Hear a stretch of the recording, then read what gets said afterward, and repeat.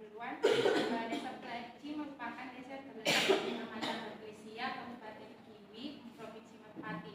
Desa Pleci merupakan desa pesisir dengan potensi sumber daya alam yang sangat besar.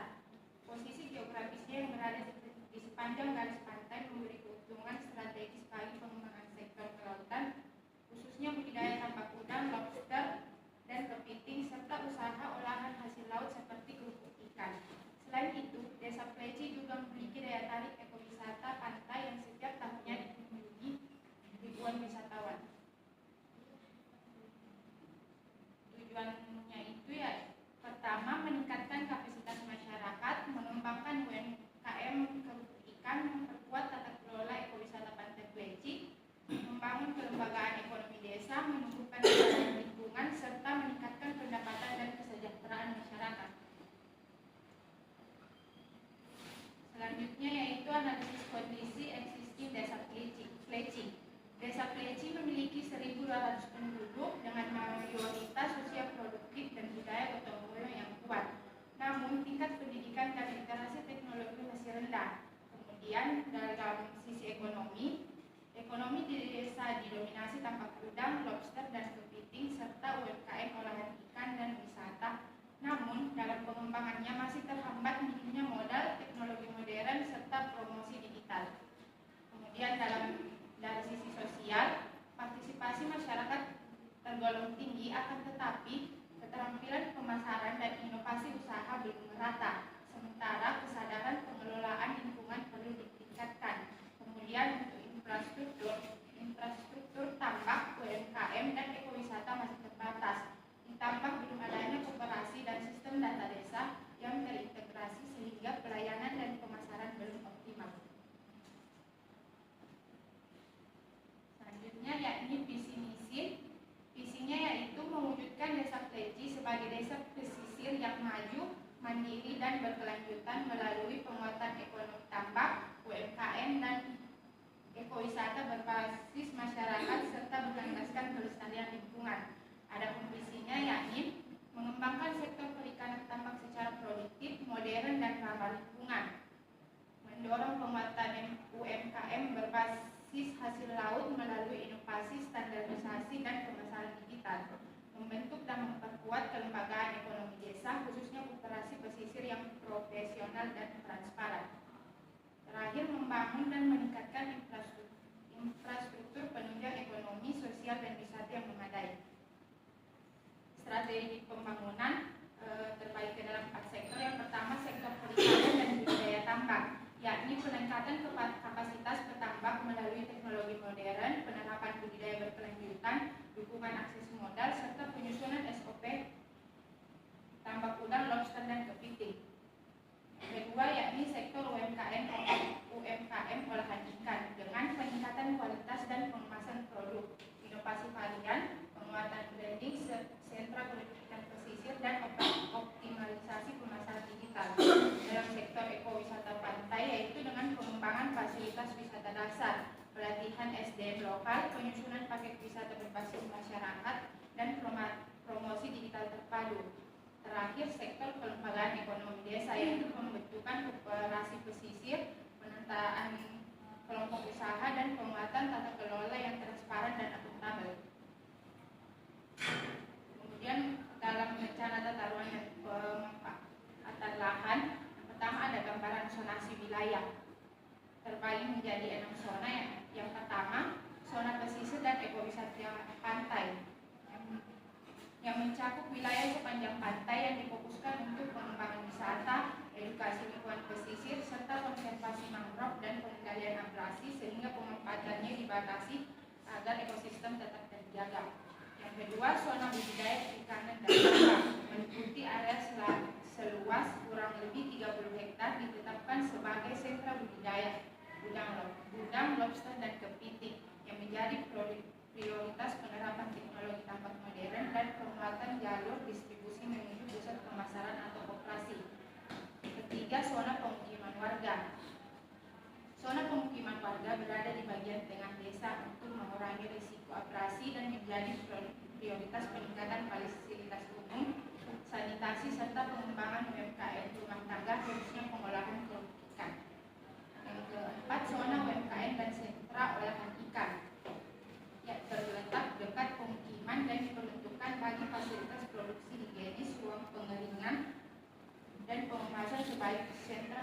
ikan Desa Pleci. Yang kelima, zona kelembagaan dan pelayanan publik, meliputi balai desa, kantor koperasi, serta ruang pertemuan sebagai pusat koordinasi kegiatan pemberdayaan, pelatihan, dan manajemen desa. Yang terakhir, zona konservasi dan ruang terbuka hijau. Zona ini berada di sekitar pesisir dan lahan potensial untuk rehabilitasi mangrove, difungsikan sebagai penyangga ekosistem dan upaya mitigasi perubahan iklim serta abrasi. Rencana pengembangan infrastrukturnya dalam bidang pengembangan perikanan dan tambak, yakni pembangunan saluran air bersih, perbaikan drainase, penyediaan teknologi tambak modern, serta peningkatan akses jalan produksi untuk mendukung kegiatan budidaya.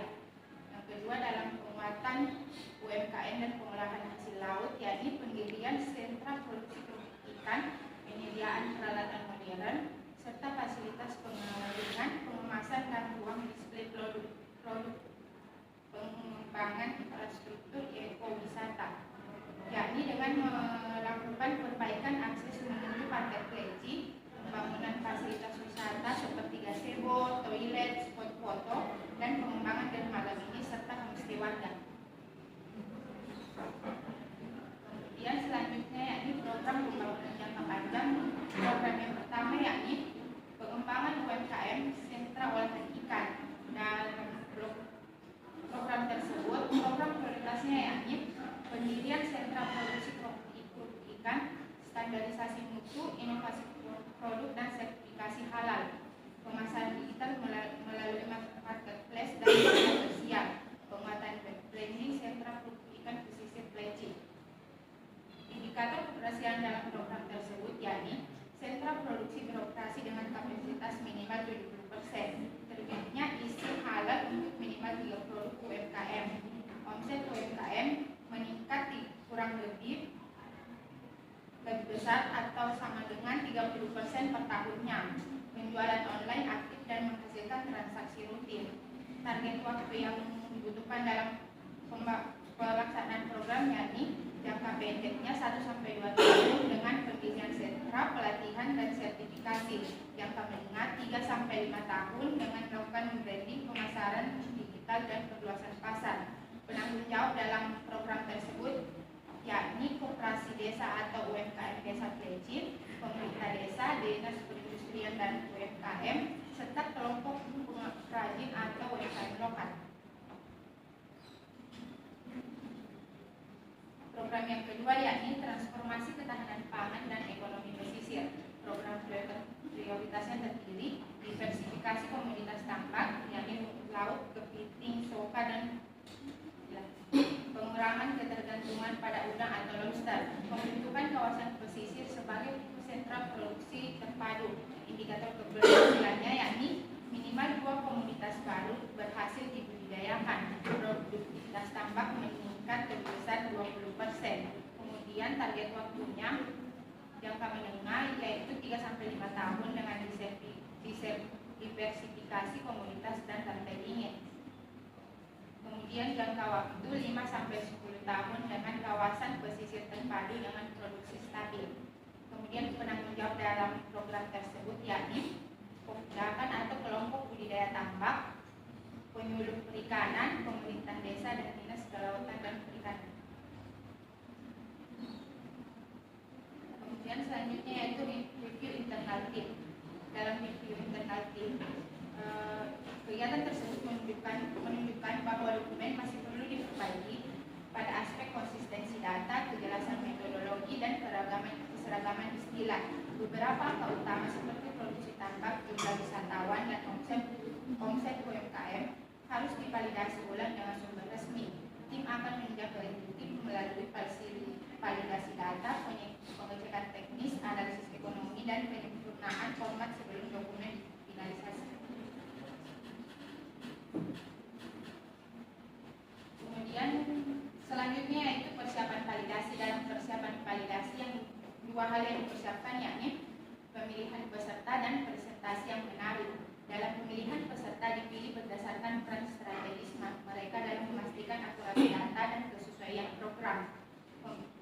Adapun pesertanya yakni pemerintah desa yang menjadi utama untuk verifikasi administrasi, tata ruang dan anggaran.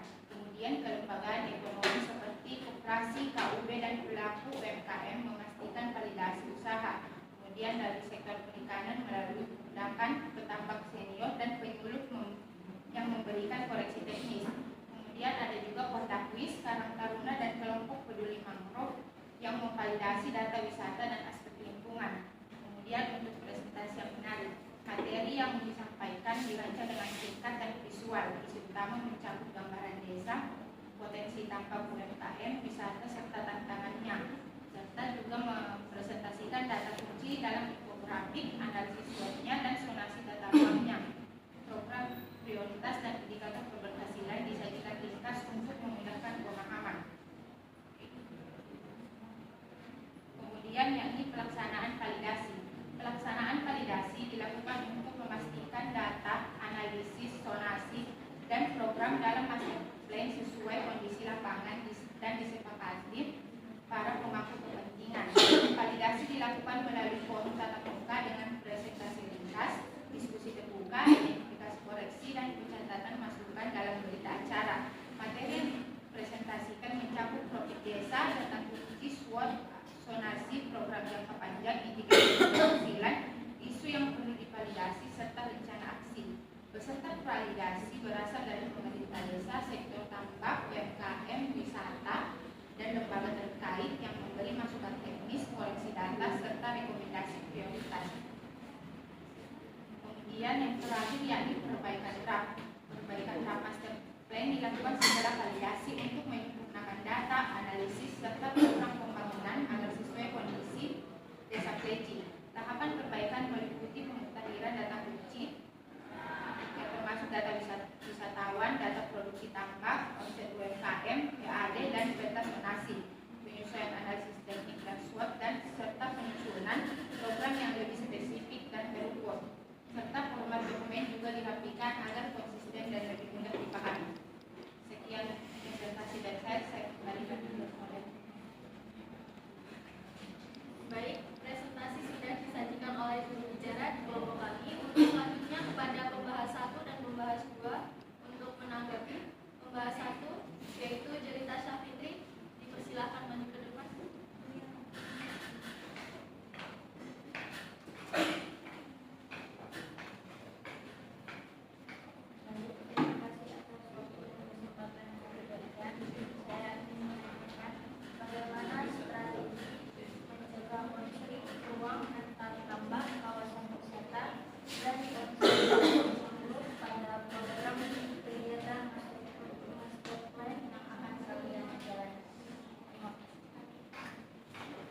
Terima kasih pembahas 1 atas tanggapannya. Lalu selanjutnya pembahas 2 dipersilakan maju.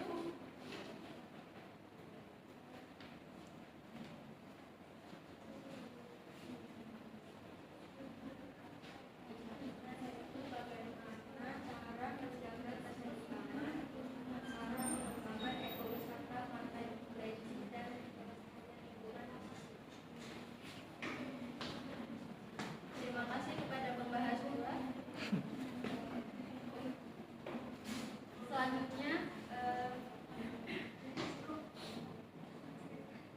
Selanjutnya untuk juru bicara dipersilakan.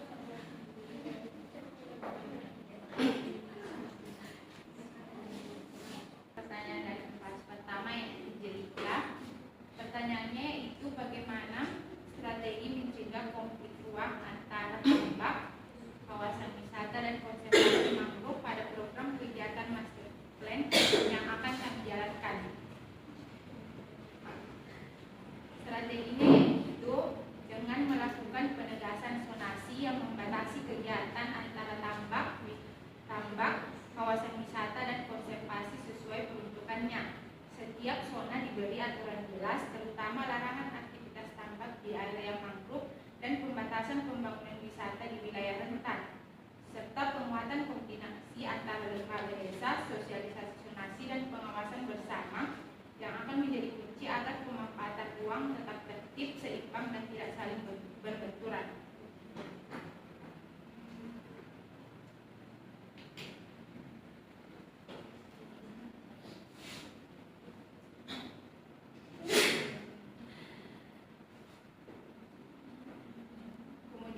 pertanyaan dari pembahas kedua CIK, yaitu bagaimana cara menjaga keseimbangan antara pengembangan ekowisata desa Leci dengan pelestarian lingkungan.